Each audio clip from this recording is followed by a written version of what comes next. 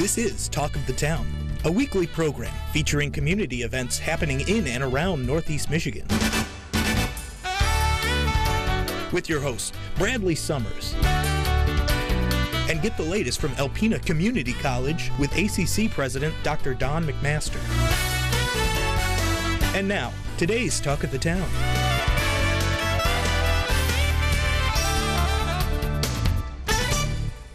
Good morning, everyone, and welcome to Talk of the Town. I'm your host, Bradley Summers. Today, my first guest is Christine Witalski from the Besser Museum for Northeastern Michigan.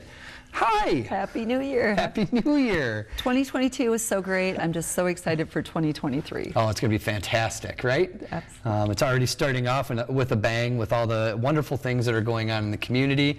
I know that your Christmas programs and your Christmas exhibits are kind of winding down, and you're starting to get into some new things. Christmas was amazing. We had just such a great exhibit. We had so many compliments, and our theme was the Mardi Gras theme, and so with that it was fun to see people trying to find all the Mardi Gras masks hidden in the trees. We had like 30 Mardi Gras masks and lots of beads and lots of just really cool colors. And then our Trees of Nations is always a favorite, but our community trees is what's so special. We had over 20 community partners, and their challenge is always to decorate your tree in a way that communicates what services you provide all throughout the year.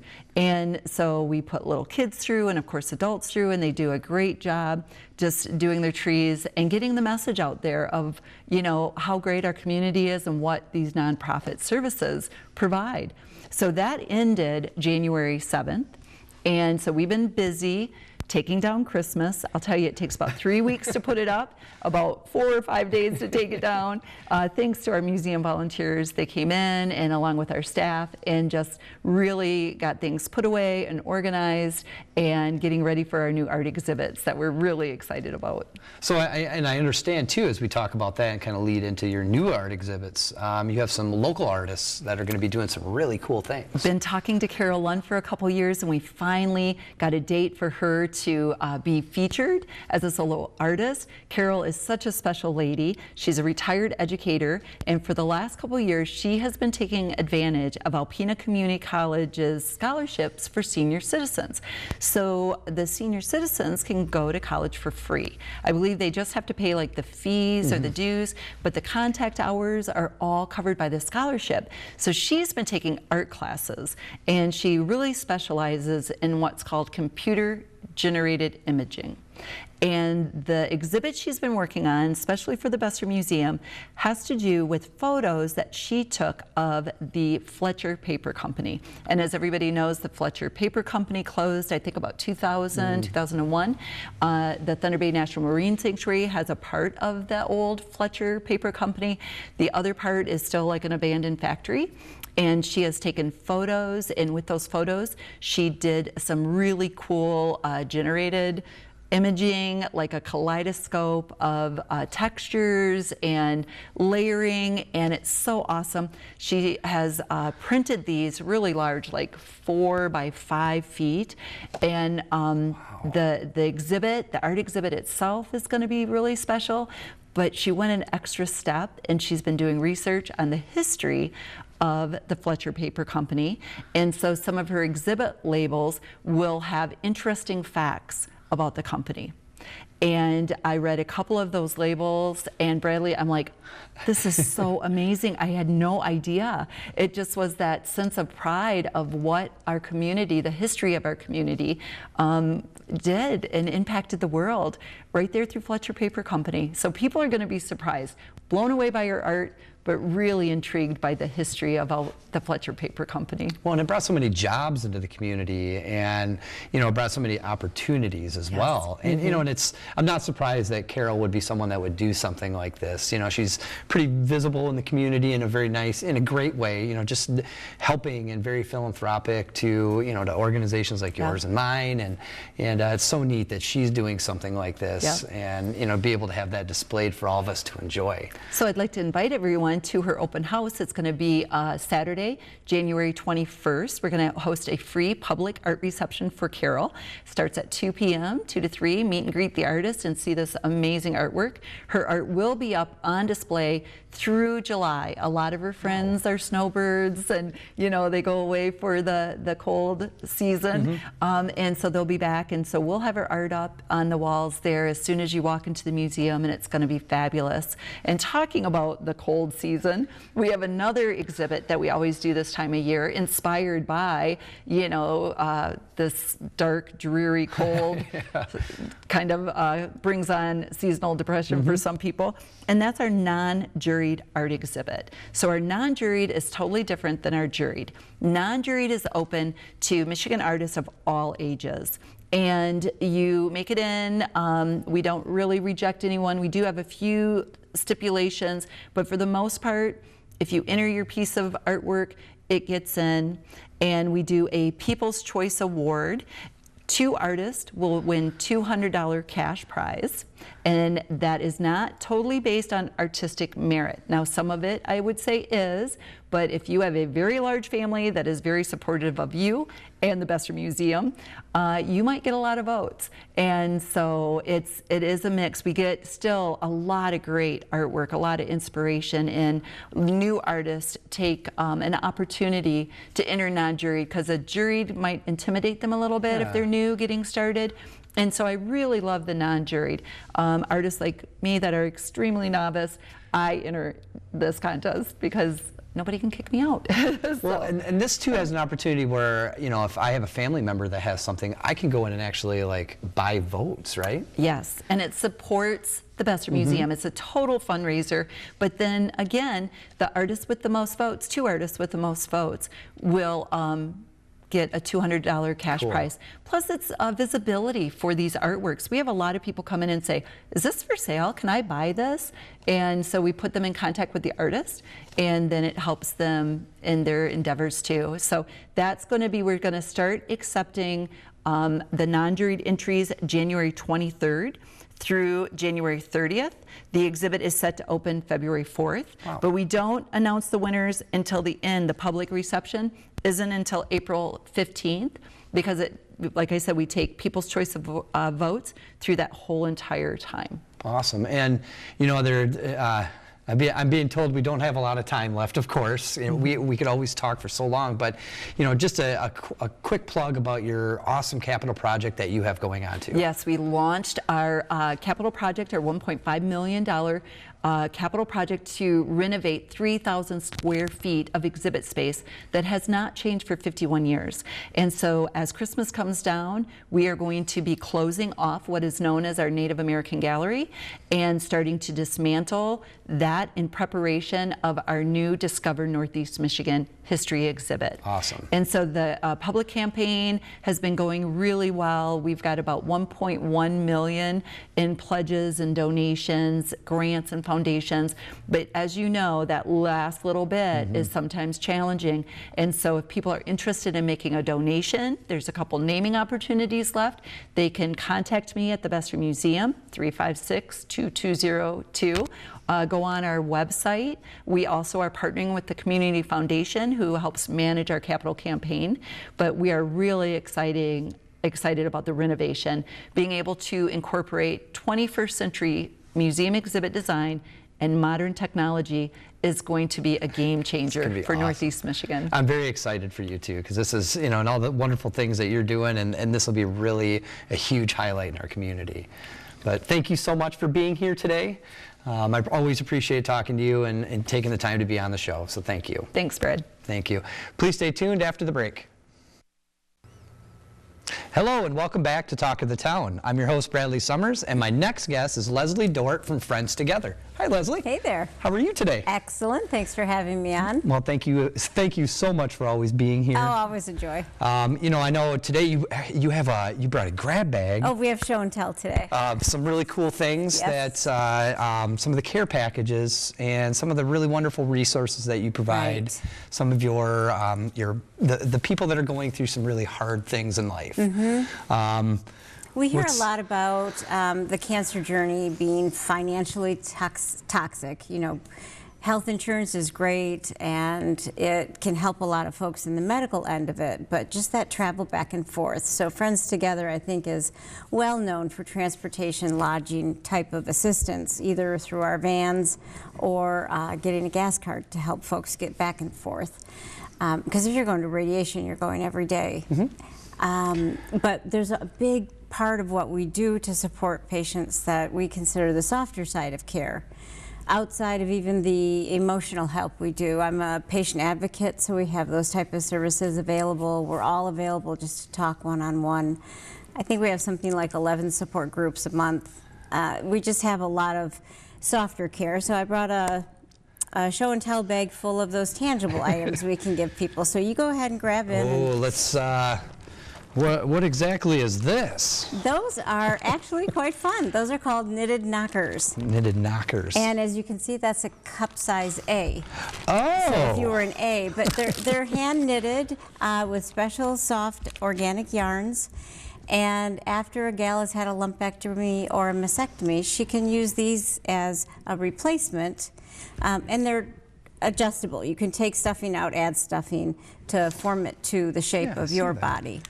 So they're actually quite light too and soft against the skin, and frankly easy to wear even if you're going swimming. It's just one little squeeze and they're all dried out at the end. So yeah, they're very useful for gals, and they're light, so they're not as heavy or as expensive. What a great idea, too. Yeah. You know, the expense side of prosthesis, I'm sure, is pretty expensive. It is. A bra and a prosthesis could be $600.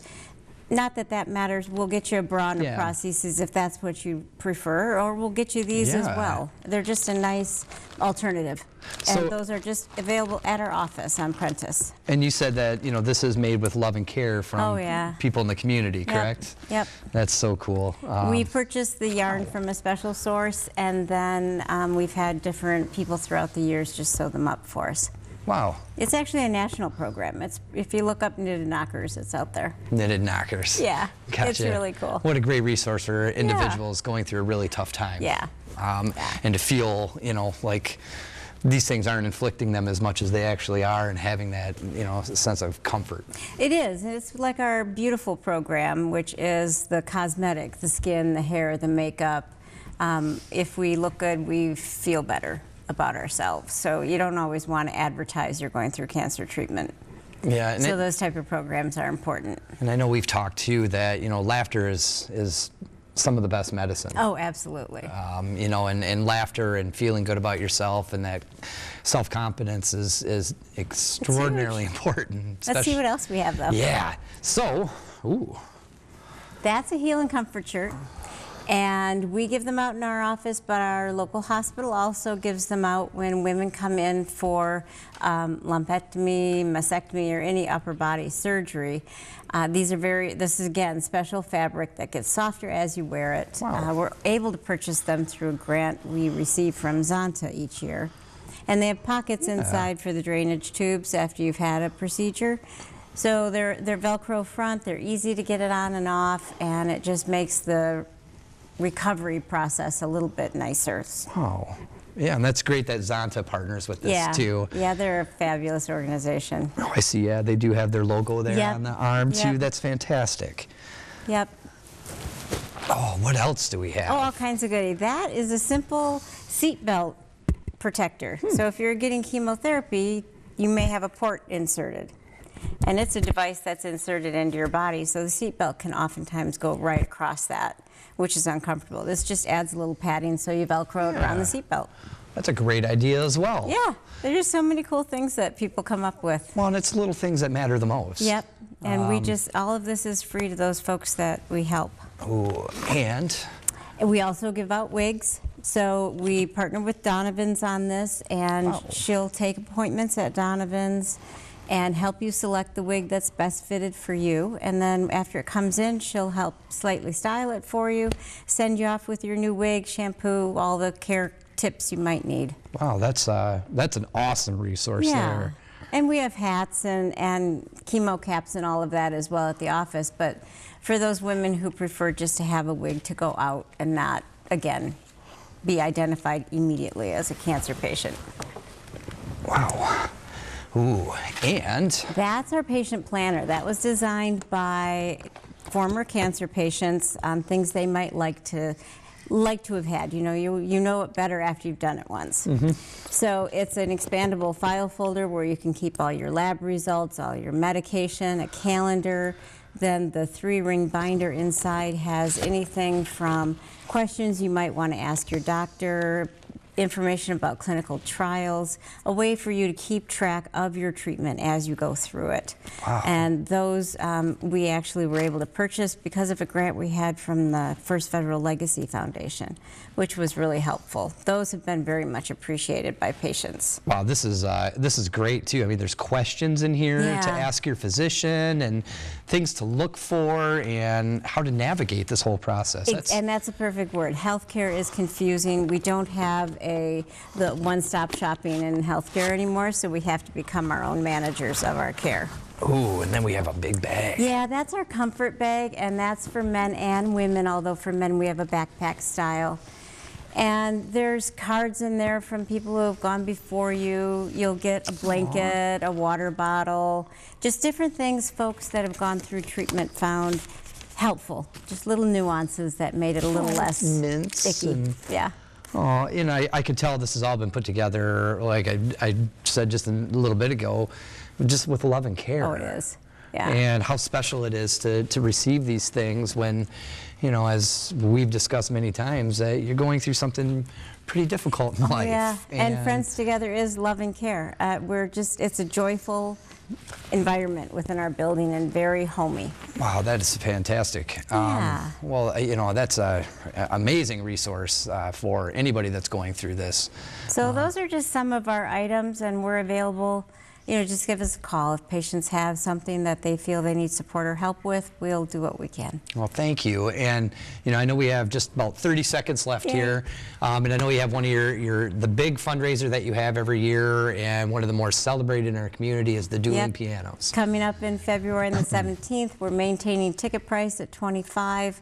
Get your table reservations in fast, because it's a fun event. It's just fun. And it sells out. It does. Every year. It does. There's a lot of fundraising that happens within it. So yes, there's great entertainment, but it is a fundraiser to help us, get people to their treatment. Well, thank you so much for what you're doing in the community for people that are, in need of these resources. And, I always applaud you and your team at Friends Together for all the wonderful things you're doing. Thanks. It's our pleasure, truly. Thank you. Thank you all for joining us today as we continue to endeavor the world of our nonprofits and our community. Stay tuned after the break for the ACC segment.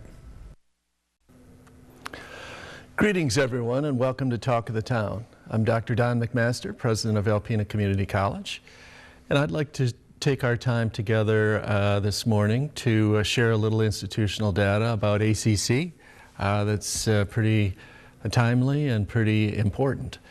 First on the list is enrollment. Our classes start Monday, and so we've been engaged in enrollment really in earnest since Thanksgiving, but it really begins to accelerate and hone in within the last 2 weeks, and that has paid off. Our enrollment for spring semester as of Friday morning when this is being filmed, we are up in credit hours 7.93%. and over 13% in head count. So these are good numbers, historically good. We will lose a few students who have not been able to arrange payment for this semester's classes, and they have time next week to get that done. We hope many of them do. But even if all of them don't accomplish that, these numbers will be as large on the plus side as we've seen in recent memory. So this is good. I've mentioned before about 40% of our operating revenue comes from tuition and fees. It's a huge piece of our puzzle. We budget conservatively because enrollment is extremely difficult based on the demographics, based on COVID, based on the economy. Those are three strong headwinds against a strong enrollment picture. So we feel good about that, gratified. There's a lot of folks, virtually everyone at the college is involved in enrollment, but particularly our admissions director, Mike Colleen, and his assistant, Darren Leitner, just do terrific work. And it's not just office work. You know, they're out on the road, and they're in K-12s, and they hustle in the good sense of the term. And, you know, their work is shown here. So to give you an idea of maybe what some of the other nearby schools are showing, maybe they're not nearby, but their data is recent. Let me put it that way. Kellogg down in Battle Creek, they're down about 6% in credit hours and 6% in head count. Lake Michigan, which is down in Benton Harbor, St. Joseph area, is down 12% in credit hours and 8% in head count. Macomb, one of the largest community colleges in the state, down 2.5% in credit hours, 3.4% in head count. Let's see, Kirtland's data is not current, so I don't know exactly what their situation is. Petoskey's doing fairly well, and they've had, they're up 7.9%. This is data as of January 6th, so it's pretty recent. 7.9% in credit hours, but only 2.7% in head count. So it is a very challenging enrollment environment for virtually all the schools in this state, except for maybe U of M, MSU, and Michigan Tech, and to a lesser extent Grand Valley. All the other schools are competing very hard for a diminishing pool of students. So for us to be up the way we are is very good news. The other piece of institutional data that just came in this week was something called the IPEDS report. IPEDS stands for Integrated Post-Secondary Education Data System. So we get this every year around this time, and it is data that every school that is involved in Title IV, which is financial aid, federal financial aid, they're required to submit data to the U.S. Department of Education, respond to the same questions, and then a report is generated. And the report allows you to compare your institutions to like institutions. This is a nice feature of it. So we compare ourselves to the other small, rural Michigan community colleges, and we've done that for years. So it gives us kind of a baseline, not kind of a baseline, it is a baseline that extends back for a long period of time. And so the data often does not reveal a lot of surprises because these institutions compared to each other don't change appreciably. But we've often scored very well in three very pertinent metrics, and one is graduation rate. And this is measured first-time, full-time degree-seeking students, so it's a fairly narrow band of our students. And our graduation rate is 42% of that group. The comparison, which is the highest number I think we've ever had. The other 9 small rural Michigan community colleges average 27%. So this is a really good indicator that our students do well, that generally, but in this narrow band of where data comes from, they do much better than schools of our size and the resources we have. Considerably better. Not twice as well, but not far from it. Another data point that's important is retention. How many, and these two of course correlate. You can't graduate if you don't persist, but our retention rate also is higher than the other schools, 57% versus 54%. This is an important piece. And then the last really important data point is cost of attendance. Our cost of attendance is much lower, and it's significantly lower. And part of that has to do with the federal financial aid, but it also has to do with how many of our students stay at home. Maybe we don't tap housing, but we're about 60% of the cost in overall cost of students at these other community colleges. So we do better. Our students pay less in total cost, and our enrollment is up. That is the bottom line here as of early January 2023. Thank you folks for watching. We'll see you next week on Talk of the Town. This has been Talk of the Town with your hosts Bradley Summers and Dr. Don McMaster. For a list of community events taking place in Northeast Michigan, please visit our website at WVKB11.com and click on our community link. This has been a Thunder Bay Broadcasting Corporation production. All rights reserved.